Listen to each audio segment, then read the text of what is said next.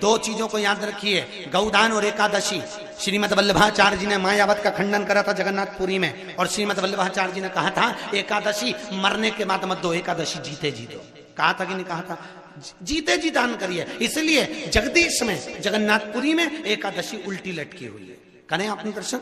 जगदीश में एकादशी को उल्टा लटकाया, क्यों? क्योंकि वल्लभ ने कहा कि एकादशी जीते जी दो। कई पंडितों कहते हैं तुम्हारे दादाजी मर गए, जब 12वें का दिन होता है ना तो पंडित जी संकल्प छुड़ाते हैं, देव एकादशी। बड़े बेटे ने 5 दे दी, छोटी बहू ने 3 दे दी, उसने 2 दे दी, उसने 2 दे दी, तो क्या तुम्हारे दादाजी भिखारी थे जो तुम्हारी एकादशियां लेकर जाएंगे?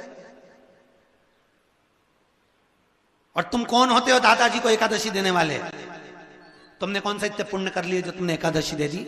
एकादशी के दान की महत्वता श्रीमद वल्लभाचार्य जी ने कहा कि कोई व्यक्ति अगर खटिया पर सड़ रहा है, पलंग पर तड़प रहा है, हॉस्पिटल में पड़ा हुआ है, तो निवेदन है कि उसको देखने जाओ तो अपनी करी हुई एकादशी में से 2 एकादशी का दान उसको तुरंत दे दो। क्यों? तो जिससे उसको मोक्ष मिल जाए, मरने के बाद नहीं। क्योंकि मरने के बाद तो वो 10वें के दिन, गरुड़ पुराण में लिखा है 10 दिन तक जीवात्मा घर की अटारी पे रहती है। कितने दिन? 10 दिन। 10 दिन के बाद जीवात्मा चली जाती है। कहां जाती है? उसको जहां जाना है। 3 दिन में उसको भोग भोगना पड़ता है जीवात्मा को। 3 दिन नरक का भोग भोगती है, उसके बाद स्वर्ग का भोग भोगती है। 18 दिन में ये प्रोसेस पूरी हो जाती है। कितने दिन? 18 दिन। 18 दिन के बाद में उस जीवात्मा को धान के खेत में पटका जाता है। किसके खेत में? धान के, चावल के खेत में। इसलिए कहते हैं एकादशी के दिन चावल मत खाओ। कहते कि नहीं कहते? और क्या कहते हैं? द्वादशी के दिन चावल खाना जरूरी है। एकादशी का पालना करना है तो द्वादशी को चावल का 1 गिलास खाओ, तब द्वादशी को चावल खाओगे तो एकादशी लगेगी। चावल नहीं खाओगे तो एकादशी नहीं लगेगी। द्वादशी को चावल खाना जरूरी है। क्यों कहते हैं? क्योंकि धान के खेत में जीव को छोड़ा जाता है, उस धान के खेत में, चावल के खेत में जीवात्मा रहती है। उसको चिड़िया खाती है तो चिड़िया के रूप में जन्म लेता है, मनुष्य खाता है तो मनुष्य के रूप में जन्म लेता है। इसलिए एकादशी के दिन चावल नहीं खाया जाता, क्योंकि एकादशी के दिन हम चावल खाएंगे तो जीव हत्या का दोष लग जाएगा। फिर कब खाना है? द्वादशी के दिन। द्वादशी के दिन क्यों खाया जाता है? क्योंकि हम एकादशी के व्रत करे रहते हैं, और पहला घासा जब चावल का खाते हैं तो अपनी करी हुई एकादशी का पुण्य, जितने जीव हमारे मुंह में जाते हैं उनको उसका पुण्य मिल जाता है, और उनका फिर जन्म नहीं होता, वो तर जाते हैं, उनको एकादशी का भाग मिल जाता है। इसलिए कहते हैं एकादशी को चावल मत खाओ, पर द्वादशी को दूध लक्ष्मी की वृद्धि कराता है, दही परिवार को एकत्रित करता है, शहद रोग बीमारी को दूर भगा देता है, घी घृत वंश की वृद्धि कर देता है। कोई घात मनुष्य के लिए आ रही है, कोई घात आ रही है, उसको रोक देता है।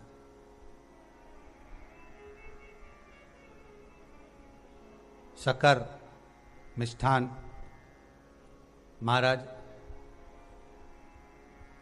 परिवार में अगर कहीं कोई क्लेश चल रहा है, कोई बहुत ज्यादा क्लेश चल रहा है, शक्कर उसको रोक देती है। शिव को समर्पित होने वाली एक एक वस्तु, शंकर को समर्पित होने वाला एक एक पदार्थ, शिव को समर्पित होने वाली एक एक चीज भगवान स्वतः स्वीकार कर कर जीवन का एक आनंद सुख दे। मारने के लिए आतुर हुए शंकर भगवान के सिर से एक पसीने की बूंद पृथ्वी पर गिर गई। गिरते से एक धधकता हुआ अंगारा, लाल धधकता हुआ अंगारा ग्रह एक पुत्र के रूप में जन्म ले लिया। पृथ्वी से हुआ, इसलिए मंगल कहला गया। धधकता हुआ।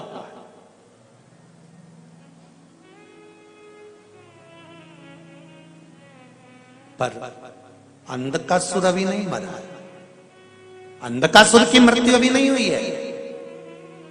हर हर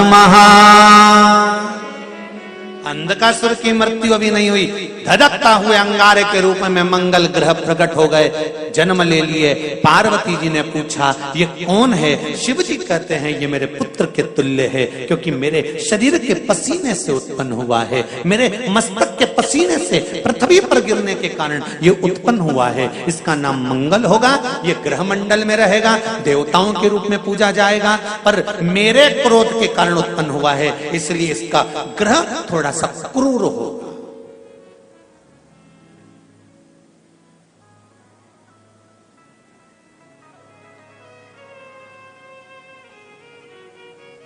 एक बात बहुत ध्यान से सुनिएगा,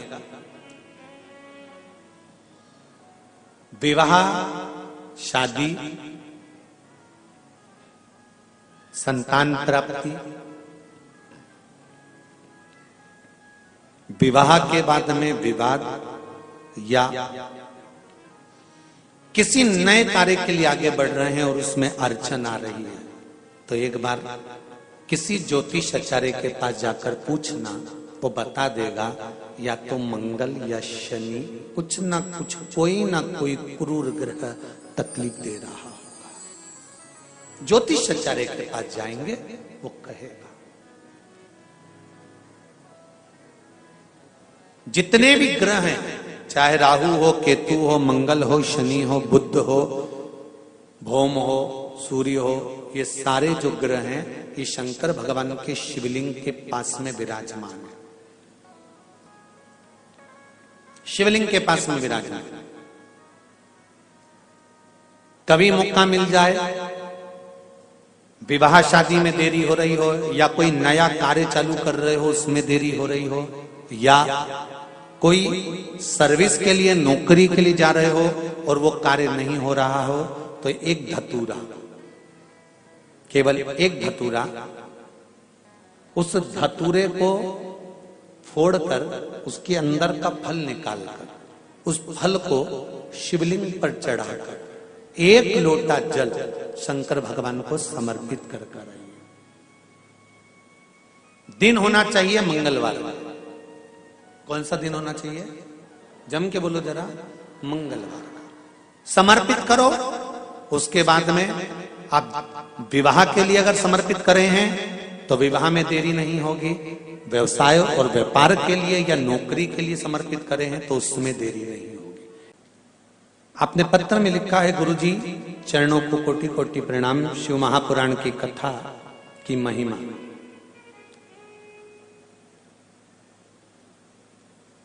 क्या क्या बताऊं? शिव पंचायत कथा से हमने, जो शिव पंचायत कथा हुई थी, आप लोगों ने भी टीवी पर श्रवण करी होगी, उस कथा से हमने सुना था। उस समय पर हमने एक बोर डालते समय का उपाय करने से हमने बोर करवाया और उसमें पानी की मात्रा नहीं थी, तो वो उपाय करा। बाबा की कृपा से पानी 85 फीट को आ गया।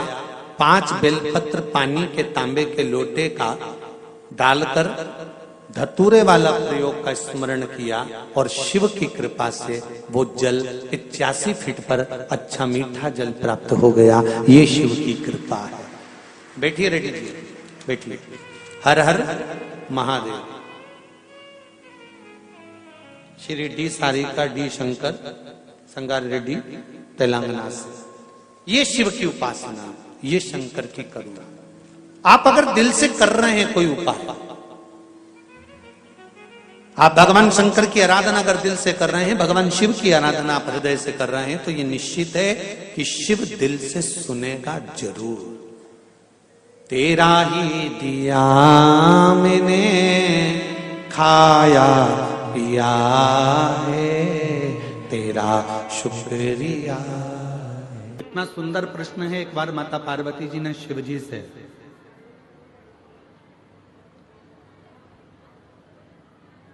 मां गंगा के घाट पर एक प्रश्न किया। थोड़ा सावधानी से सुनिएगा इस प्रश्न को। पार्वती जी भगवान शिव से एक प्रश्न कर रही हैं गंगा जी के घाट पर, बाबा मेरे मन में थोड़ा सा संशय है, उस संशय को मिटा दीजिए। क्या संशय है? आपके हृदय में संशय कौन सा है?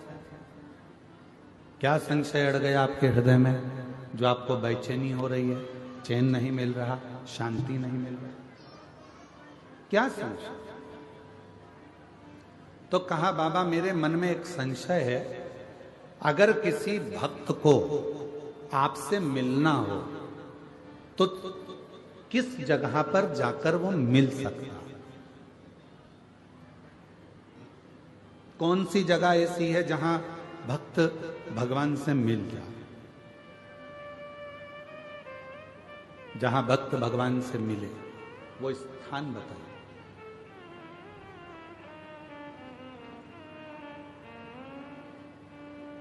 जैसे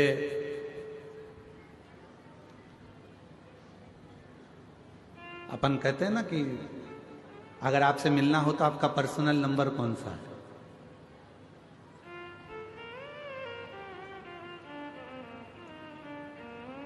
हमें अगर फोन करना है तो आपका पर्सनल नंबर कौन सा हो सकता है? तिवारी जी, विजय प्रसाद तिवारी जी, आपका पर्सनल नंबर कौन सा है? नंबर ही नहीं है। तो जो साथ रहते हैं उनका तो होगा।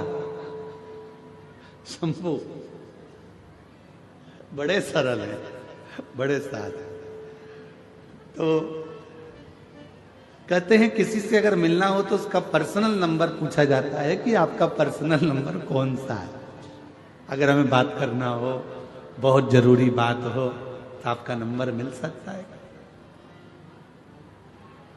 प्राप्त हो सकता है।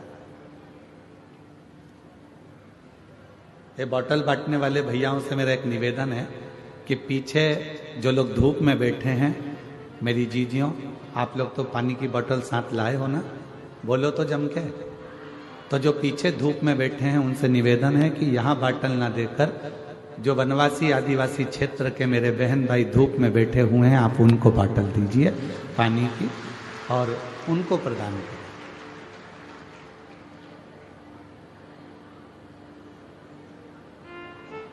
शिव कृपा करे, भगवान शंकर की कथा करे।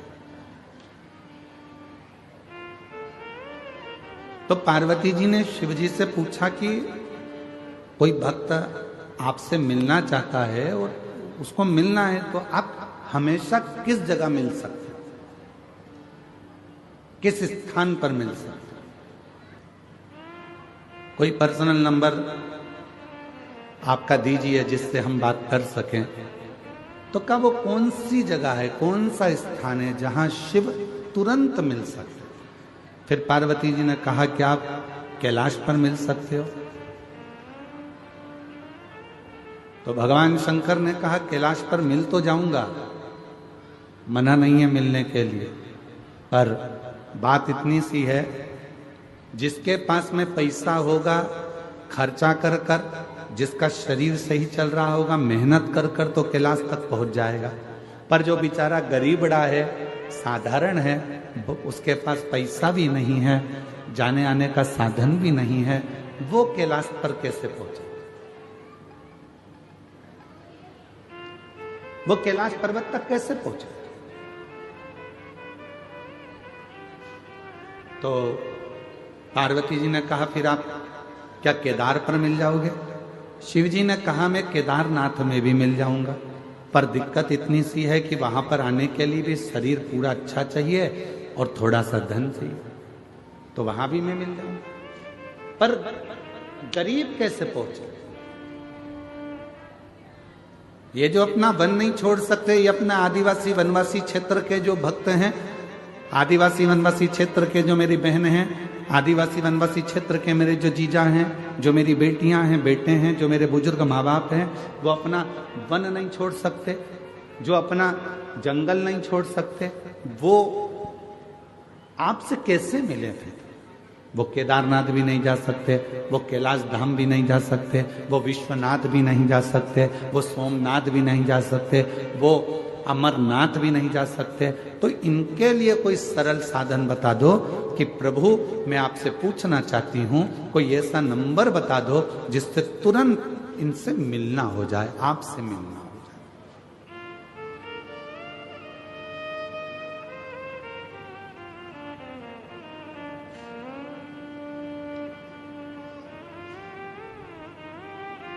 कोई ऐसा नंबर महाराज।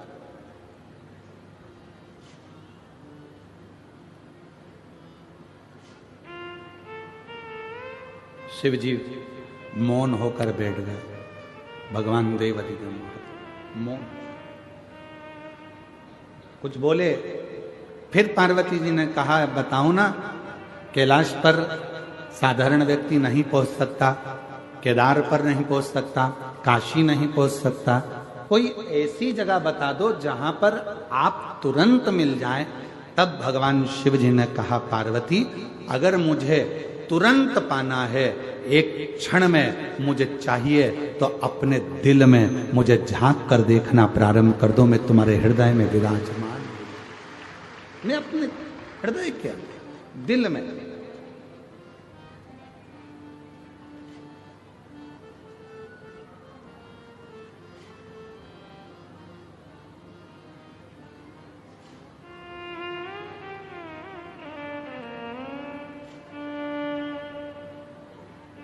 बस वही।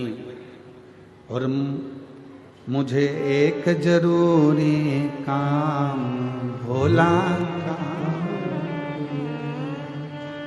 और मैंने ढूंढा देश तमाम भोला, कहाँ मिलेगा कहाँ मिलेगा कहाँ मिलेगा, कहाँ मिलेंगे कहाँ मिलेंगे कहाँ मिलेंगे, मुझे एक जरूरी काम भोला का। मैंने ढूंढा देश तमाम भोला कहाँ मिलेगा, मुझे एक जरूरी काम भोला का। कहाँ मिलेगा कहाँ मिलेगा कहाँ मिलेगा, कहाँ मिलेगा कहाँ मिलेगा कहाँ मिलेगा, मैंने ढूंढा देश तमाम भोला कहाँ मिलेगा, ओ मैंने ढूंढा देश तमाम भोला। शिव कह रहे हैं कोई मुझे तीर्थ में ढूंढेगा, कोई मुझे स्थानों पर ढूंढेगा, कोई मुझे मंदिर में ढूंढेगा, कोई मुझे शिवालय में ढूंढेगा, जिसकी जहां मर्जी होगी कैलाश तक मुझे ढूंढने के लिए आएंगे। दुनिया के लोग सब जगह ढूंढते हैं, पर ईश्वर जो उसके अंदर बैठा हुआ है वो अंदर झांक कर नहीं देखता। जिस दिन वो अंदर झांकेगा, अंदर झांकने के लिए, अपने भीतर खोजने के लिए क्या करना पड़ेगा? तो कहा किसी एकांत में बैठकर, कहीं एकांत में बैठकर जब आप शंकर के ओम नाद को करोगे तो वो भीतर से प्रकट होकर तुम्हारे सम्मुख में आकर खड़ा हो जाए। जरा उत्तर दीजिएगा आप लोग सभी। तुम्हारे घर में 50,000 रुपए हैं,